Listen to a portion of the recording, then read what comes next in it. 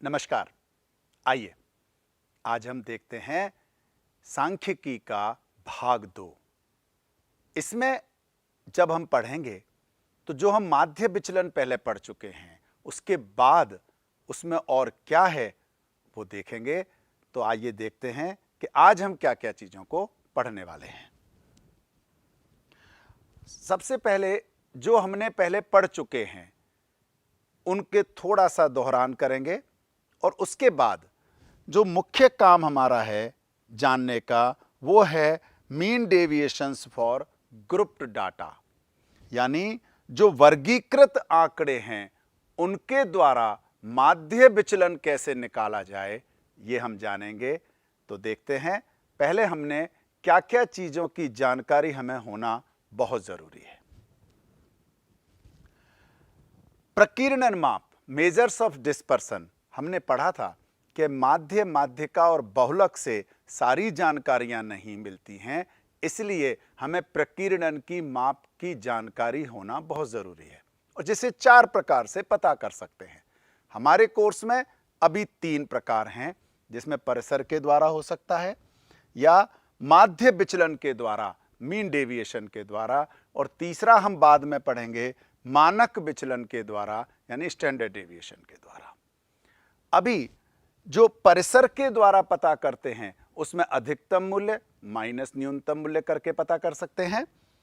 अवर्गीकृत आंकड़े अर्थात जो वर्गों में नहीं हैं, जो रो डाटा है, एक लाइन में डाटा लिखे हुए हैं, अगर हमें उनका माध्य विचलन निकालना हो तो हमने मुख्य रूप से 3 प्रकार पढ़े थे। एक कल्पित माध्य के द्वारा जिससे बहुत कम निकाला जाता है, मुख्य रूप से माध्य और माध्यिका के द्वारा निकाला जाता है। तो हमने पढ़ा था कि अगर माध्य के द्वारा निकालना है तो x माइनस एक्स बार का निरपेक्ष मान, उसका मॉडुलस निकाल करके फिर उसमें नंबर ऑफ डाटा से डिवाइड करके हम पता कर सकते हैं। इसी तरह से माध्यिका का जब निकालना होता है तो एक्स आई माइनस एम करके और n से भाग, यानी जितने भी आंकड़े हमारे पास हैं उससे भाग करके हम जो माध्य विचलन है वो पता कर सकते हैं। इसके बाद अब आगे हम आज सीखेंगे कि अगर हमें वर्गीकृत आंकड़े हों तब हम कैसे निकालें। तो आइए देखते हैं। सबसे पहले तो वर्गीकृत आंकड़े किसे कहते हैं।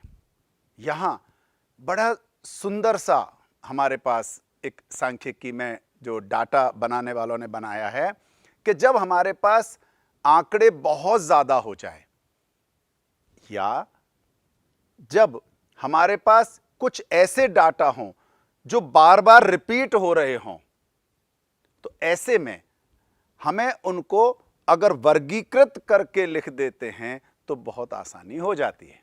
जैसे अगर एक कक्षा में 60 विद्यार्थी हैं, हमने उनके सभी के गणित में कितने कितने अंक आए हैं इसका एक डाटा तैयार किया। अब 60 विद्यार्थियों का डाटा अगर हम एक लाइन में लिखने लगेंगे तो 4-5 लाइनें लग जाएंगी। फिर उसको देखना, उसको जोड़ना, कई बार ऐसा लगता है पता नहीं कैसे होगा। वहीं हमने ये देखा कि किस विद्यार्थी के कितने कितने अंक आए हैं। कई अंक ऐसे होते हैं जो बार बार आ रहे होते हैं, इसलिए जो अंक आए हैं उन्हें लिख करके कोई अंक, मान लो किसी विद्यार्थी के 40 नंबर आए, अब 40 मान लो 10 विद्यार्थियों के आए तो 40 40 40 10 बार लिखने के बजाय हमने लिख दिया कि भाई 40 10 के आए, काफी है, बजाय 10 बार लिखने के। 50 आए 5 विद्यार्थियों के, 50 लिख करके लिख दिया आगे 5, जिसको कि हम बारंबारता कहते हैं। अर्थात जो वर्गीकृत आंकड़े हैं उसमें x और f, इसका बड़ा महत्व है। कई बार ऐसा होता है, मान लो अंक 0 से और 60 तक के बीच में बहुत ज्यादा आ गए, तब भी हम पूरा लिखने के बजाय कि पूरा पेज भर गया, फिर हम उसको बांट लेते हैं। एक काम करते हैं, 0 से 10 तक कितने विद्यार्थियों के आए, 10 से 20 तक कितने विद्यार्थियों के आए, 20 से 30, 30 से 40, 40 से 50, 50 से 60, इस तरह से भी हम उनका वर्ग अंतराल निकाल करके फिर पता कर सकते हैं। लेकिन इन दोनों कंडीशन में f बड़ा निश्चित होता है, शांत रहता है। जो वर्ग अंतराल हो या कोई अंक हो, वो कितने विद्यार्थियों के आए हैं यह हमें बारंबारता से पता लग जाता है। जहां तक x की बात है, यदि अंक कम हैं तब तो हमने सीधे अंक लिख दिए, और अगर अंकों में बहुत ज्यादा है तो हमने वर्ग अंतराल के रूप में लिख दिया। लेकिन वर्ग अंतराल में लिखने के बाद भी हमें उसका x निकालना होता है ना। तो सबसे पहले हम ये देखें कि वर्गीकृत आंकड़े दो तरह के होते हैं। पहला असतत बारंबारता बंटन के द्वारा, यानी डिस्क्रीट फ्रीक्वेंसी डिस्ट्रीब्यूशन, जिसमें केवल x और f होता है। लेकिन दूसरा जो कंटिन्यूअस फ्रीक्वेंसी डिस्ट्रीब्यूशन भी होता है, सतत बारंबारता बंटन, उसमें हमें वर्ग अंतराल दे रखा होता है, और वर्ग अंतराल देने के बाद जब हम वर्ग अंतराल के द्वारा उस बारंबारता सारणी को बना लेते हैं, तब वो कहलाती है सतत बारंबारता बंटन। इन दोनों में अच्छी बात क्या है कि वर्ग अंतराल भी अगर हमने निकाला तो उसके वर्ग अंतराल का मध्य बिंदु x होता है, और x निकालने के बाद ही हम वापस जब इसी में आ जाते हैं असतत बारंबारता बंटन में, तभी हम आगे माध्य का या बहुलक पता करते रहे हैं 10वीं क्लास तक, और 10वीं क्लास तक आप लोगों ने इसको बहुत अच्छी तरह से पढ़ा हुआ है। जैसे जब आपने वर्ग अंतराल पढ़े थे, आपने 2-3 तरीके से माध्य निकाला होगा। वर्ग अंतराल का मध्य बिंदु निकाल करके x आ गया, और जब x और f हो गया, तब आपने माध्य निकालने के लिए 2 तरीके अपनाए होंगे। पहला सिग्मा fx बटा सिग्मा f, सीधा सीधा f को x से गुणा कर दिया। बाद में विचलन मेथड भी पढ़ा होगा, और सबसे बढ़िया मेथड आपने जो शॉर्टकट मेथड, जिसको लघुत्तर मेथड कहा जाता है, लघुत्तर विधि कहा जाता है, वहां आपने पढ़ा होगा a जमा सिग्मा एफ यू बटा सिग्मा एफ गुणा h। इस तरह से हम आसानी से उनका माध्य निकाल सकते हैं। तो माध्य निकालना, इस सतत बारंबारता हो या असतत बारंबारता हो, यह हमारा मुख्य रूप से टारगेट होता है। अब मान लो मैंने माध्य तो निकाल लिया, जो विचलन होता है, हमने पढ़ा था कि विचलन जो है वो इस तरह से निरपेक्ष मान में आ गया, लेकिन जो विचलन आया वो सभी डाटा से इनटू होना है। अब जैसे हम पढ़ रहे थे, एक विद्यार्थी के 40 अंक आए, और वही 40 अंक मान लो 10 विद्यार्थियों के आए हैं, तो बजाय उसको 10 बार जोड़ने के हम बारंबारता से अगर गुणा कर देंगे तो अपने आप ही वो 10 के 10 विद्यार्थियों का टोटल आ जाएगा। इसलिए जब सतत बारंबारता हो या असतत बारंबारता हो, सब कुछ वही का वही है। माध्य विचलन फर्क पड़ गया है तो केवल f का, नीचे भी जो टोटल डाटा है उससे डिवाइड ही होगा, लेकिन जो हमारा माध्य आया है, माध्य के द्वारा x को माइनस किया है, लेकिन वो x केवल 5 या 7 नहीं होते, बारंबारता से पता लगता है कि x कितनी बार है। इसलिए f से गुणा करने के बाद हम उसका टोटल करते हैं और फिर हम इसका माध्य विचलन निकालते हैं। आइए उदाहरण के द्वारा आगे सीखते हैं। माध्य के सापेक्ष हमें निकालना है, और यहां मैंने जो उदाहरण लिया है वो सीधा वर्ग अंतराल का लिया है। वर्ग अंतराल के द्वारा हमें माध्य विचलन निकालना है, यानी ये सतत बारंबारता बंटन हो गया। तो सबसे पहला काम इस सतत बारंबारता से x पता करना। तो इसको हमें कैसे करना चाहिए, मैं आपको पूरा इसका विधि बताता हूं। सबसे पहले आप यहां पर जैसा प्रश्न में दे रखा है प्राप्तांक या वर्ग अंतराल भी लिख सकते हैं, और ये है आपका 10 से 20, 20 से 30, 30 से 40, 40 से 50, 50 से 60, 60 से 70 और 70 से 80। ये आपका वर्ग अंतराल हो गया। अब आपको F यानी बारंबारता दे रखी है। बारंबारता में 2, 3, 8, 14, 8, 3, 2, ये आपको F। अगर आपको वर्गंतराल दे रखा है तो सबसे पहला काम हमारा होता है x निकालना, और x निकालने के लिए जो असली विधि है वो क्या है, निम्न और उच्च दोनों सीमाओं को जोड़ करके 2 का भाग लगा देते हैं। 10 और 20 का जोड़ 30, 30 का आधा किया तो 15 आ गया। लेकिन अगर आप थोड़ा सा ध्यान करें तो आपको एक और सुविधा हो सकती है। इस जो आपका उच्च सीमा है इसको ध्यान से देखें तो सभी में समान अंतर है। अगर ये सभी में समान अंतर हो तो इसके अंतर को पता कर लें। सबसे पहला काम, अगर अंतर देखा तो 10-10 का अंतर आ रहा है, इस 10 का आधा कर दें, और 10 का आधा करने के बाद आप जो निम्न सीमा है इसमें जोड़ते जाएं तो आपके पास x अपने आप आ जाएगा। लेकिन ध्यान रखना, सावधानी क्या रखनी है, ऐसा ना हो कि यहां सभी में समान अंतर नहीं हो।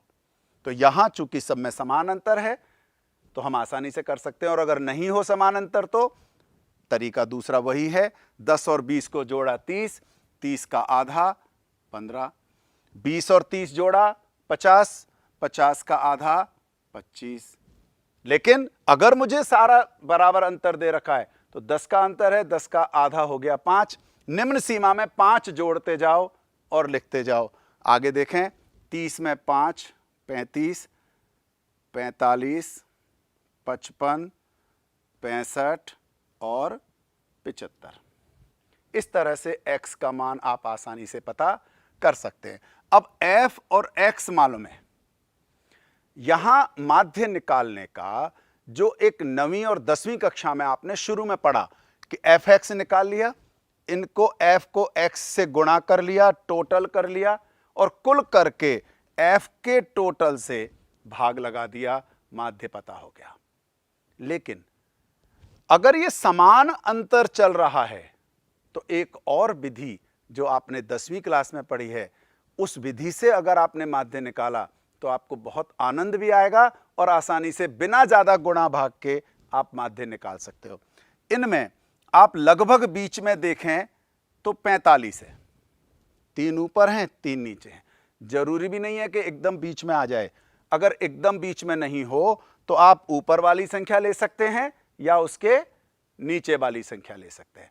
इसको हम मान लेते हैं a, हमने मान लिया इसको a।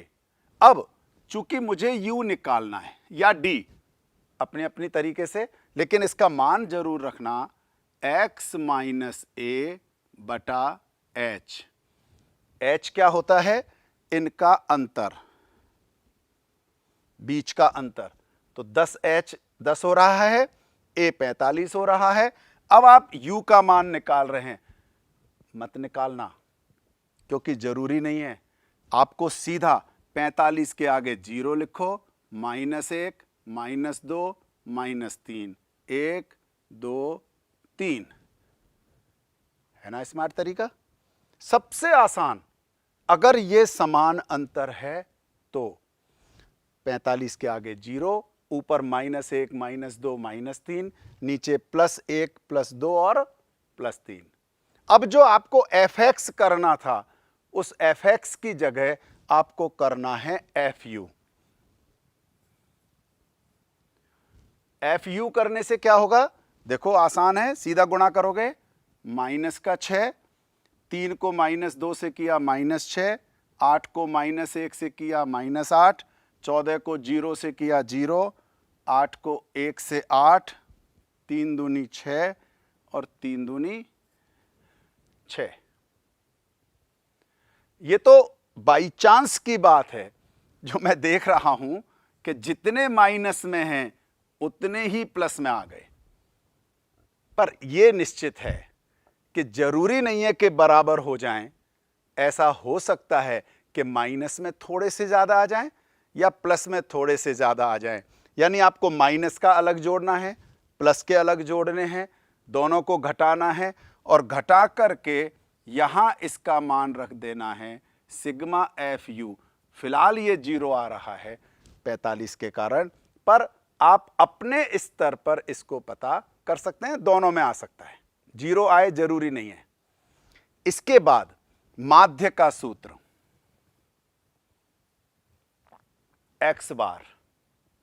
x बार जब हमें करना है तो हमें पता है कि जैसे हम पहले करते थे, सिग्मा एफ यू बटा सिग्मा एफ गुणा एच, और a सिर्फ आगे जोड़ देना है क्योंकि a हमने घटाया था, h से भाग दिया था तो h से गुणा कर दिया।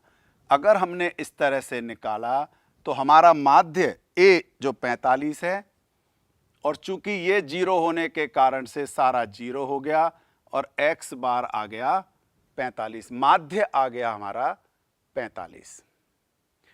अब जब माध्य 45 आ गया तब ध्यान करें, यही तो टारगेट था हमारा, जो शुरू का टारगेट था कि माध्य पता करना। तो जब ये डाटा दे रखे हों तो पहला काम माध्य निकालने का।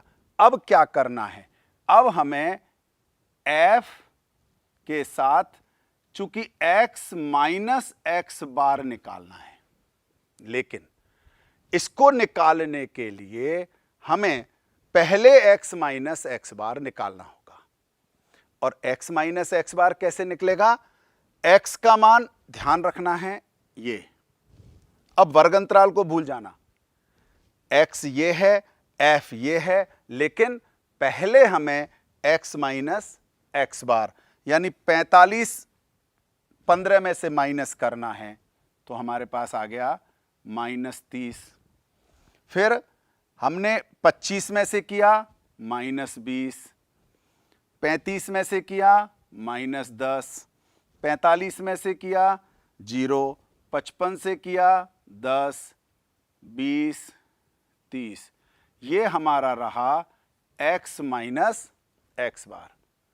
इस सब को जब हम गुणा करेंगे f से, f का मतलब 2 से, 3 से, 8 से, 14 से, 8, 3 और 2, इनसे गुणा करके हम जब इन्हें जोड़ देंगे वह हमारे पास वो डाटा आ जाएगा कि x माइनस x बार f से गुणा हो गया। लेकिन यहां जो सावधानी पुनः रखनी है वो क्या, कि मॉडुलस है, इसलिए इन सबको प्लस लेना है, बस इतनी सी सावधानी रखनी है। सूत्र में मापांक है, निरपेक्ष मान है, इसलिए इसको मॉडुलस में लेना है, f से गुणा करना है। और अब जब गुणा कर लेंगे तो 30 दूनी 60, 20 तिया 60, 10 8 80, ये तो 0 हो जाएगा, फिर से 80, 60, 60, और इनका टोटल करके हम sigma F x minus x बार का मान पता कर सकते हैं। एक बार देख लें, 6 और 6 12, 8 20 और 20 40, यानी ये हो गया हमारे पास 400। f और मापांक के साथ x माइनस x बार का टोटल 400 हो गया।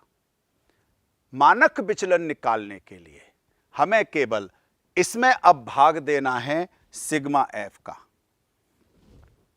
और सिग्मा f का भाग देने के लिए f को भी टोटल कर लेते हैं। 2 और 3 5, 8 13, 4 17, 27, 8 35 और 5 40। तब हम लिख देंगे माध्य विचलन अबाउट मीन। हमारे पास हो जाएगा sigma F X minus X bar का मान 400 बटा एफ का टोटल 400 और ये कट के हमारे पास आ गया 10। इससे क्या अर्थ हुआ कि जो डाटा है उसमें जो विचलन है वो केवल 10 है। एक विशेष बात, जब विचलन निकालते हैं इससे ये पता भी लगता है कि कौन सा मान हमारा ज्यादा उपयोगी है, ज्यादा सही है। जिसका विचलन ज्यादा आता है वो ज्यादा स्थायित्व नहीं माना जाता। तो इस तरह से हम माध्य के सापेक्ष विचलन निकाल सकते हैं। एक बार पुनः, जब माध्य के सापेक्ष निकालें, अगर हमें वर्ग अंतराल दे रखा है तो वर्ग अंतराल के बाद x निकाल करके fx करें, fx करके उनका माध्य निकालें। अगर आसान तरीके से करना चाहते हैं तो u करके, अगर इन सब में समान अंतर है तो ऐसा करें और आसानी से आप इस माध्य विचलन को पता कर सकते हैं। अब देखते हैं माध्य के बजाय अगर माध्यिका होती तो हम कैसे करते। आइए अब देखते हैं निम्नलिखित आंकड़ों के लिए माध्यिका के सापेक्ष माध्य विचलन ज्ञात कीजिए। तो यहां हमें वर्ग अंतराल दे रखा है और बारंबारता दे रखी है। तो सबसे पहला काम, हमने वर्ग अंतराल लिखा 0 से 10, 10 से 20, 20 से 30, 30 से 40, 40 से 50 और 50 से 60। हमने बारंबारता भी लिख ली 6, 7, 15, 16, 4 और 2। माध्यिका निकालने के लिए हमें इसकी संचयी बारंबारता की जरूरत पड़ेगी, CF। अब CF निकालने के लिए जैसा आप जानते हो, सबसे पहले 6 में हम 7 जोड़ेंगे, 13 में 15 जोड़ा 28, 28 में 16, तो 28 और 6 34 और 10 44, 44 में 4 जोड़ा 48 और 2 50। चेक करने के लिए आप एक काम कर सकते हो, इस F का भी टोटल कर लें। अगर ये पूरा 50 आ जाता है तो इसका मतलब आपका ये टोटल ठीक है। इसके बाद जब आपने CF निकाल लिया, चूंकि ये वर्ग अंतराल के रूप में है, अगर वर्ग अंतराल नहीं होता तो सीधा x होता, तो आप इस 50 का आधा करते और 50 का आधा करने पर 25वां आंकड़ा और फिर 26वां आंकड़ा, 25 का डाटा 26 के डाटे को प्लस करके आधा करते, तब आप माध्यिका निकालते। लेकिन वर्ग अंतराल में चूंकि एक पूरा 10 का अंतर है, इसलिए इसके लिए जब हम माध्यिका निकालते हैं तब जो हमारा सूत्र होता है वो होता है, जो माध्यिका वर्ग है उसकी निम्न सीमा n/2 माइनस CF बटे में F गुणा H। अब ये क्या क्या है, सबसे पहले 50 का आधा करते हैं, 25 हो गया। यहां हम CF में चेक करते हैं कि 25 कहां होगा, तो हमें तो कहीं 25 नजर नहीं आ रहा। लेकिन संचयी बारंबारता का मतलब है 13 तक, तो 13 तक 6 से ज्यादा और 13 तक दूसरा वर्ग अंतराल, 13 से ज्यादा यानी ज्यादा 13 के बाद और 28 तक तीसरा वर्ग अंतराल, 28 से ज्यादा और 44 तक चौथा वर्ग अंतराल। तो हमें तो 25 चाहिए, तो 25 के लिए अच्छा हो कि आप यहां पर ऐसे आयत बना लें। लेकिन जो CF है वो ना तो इसका आधा होगा ना ये 28 होगा, तो फिर CF कौन सा होगा, इसके ऊपर वाला जो डाटा है ये CF होता है हमारे लिए, और जो वर्ग अंतराल में आया है ये आपका F हो गया और ये आपका L हो गया, निम्न सीमा। इन सब का मान वहां रख करके हम सबसे पहला काम करेंगे माध्यिका निकालने का। तो L का मान 20 है और n/2 तो 25 है ही, माइनस ऊपर जो CF है वो है 13 बटे बारंबारता हमारी है 15 गुणा 10।